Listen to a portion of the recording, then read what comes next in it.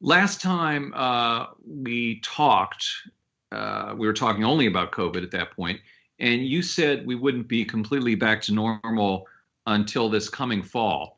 Does that still feel right to you? And if so, when do you think we'll be completely back? Maybe more specifically. Well, the good news since we last talked is the progress in the vaccines. And although in a few cases the manufacturing volumes have been hard to ramp up, overall, most of the vaccine constructs work well. The only negative news since then is the rise of the variants. And the Gates Foundation funded all these trials in South Africa. We did that not because we knew in advance some variant would show up during those trials, but we wanted safety data in Africa to convince Africans that they should consider taking the vaccine. And we wanted a population of people living with HIV to see how the vaccine worked there. Now, it turned out that as we ran that trial, we could see the variant coming in, and we saw that two of the three vaccines we were testing, Novavax and Johnson & Johnson, retained a lot of strength. And so now the discussion about, do you need a third dose? Okay, if so, is it a different vaccine than your first two?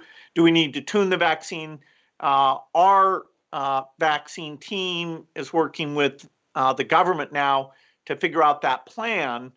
So that is, it's going to extend things a bit and, cause us to be careful in our behavior.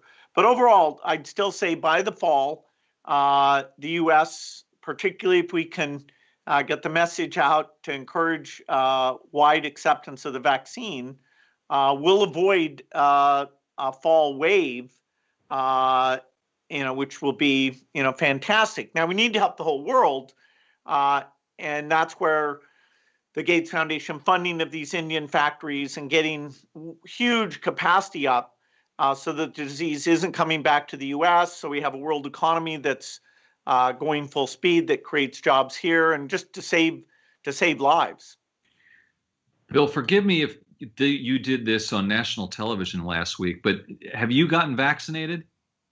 I did. I'm very lucky. It's the first time I've been pleased to be such an old man at 65. So I just made the cutoff. So last Friday, I had my second dose of Moderna, and I was lucky to have very modest side effects.